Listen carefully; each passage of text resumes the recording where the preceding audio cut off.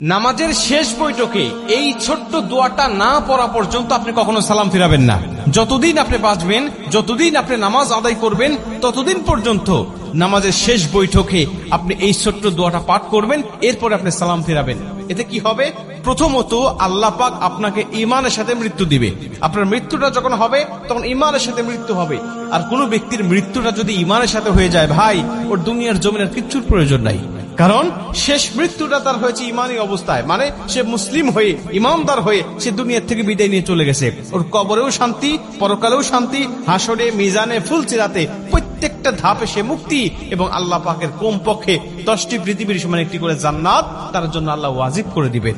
কারণ শেষ মৃত্যুটা তার হয়েছে ইমানি হালতে।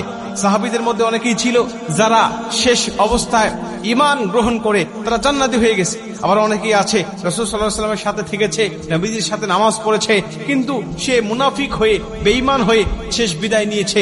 আল্লাহ পাক তাদের জন্য জাহান্নাম অবধারিত করে রেখে দিয়েছে। ঠিক তেমনি ভাবে মানুষের শেষ অবস্থাকে আল্লাহ পাক বিবেচনা করে। ঈমানদার হয়ে মৃত্যুবরণ করতে পারলে তার জীবনের কিচ্ছু প্রয়োজন নাই।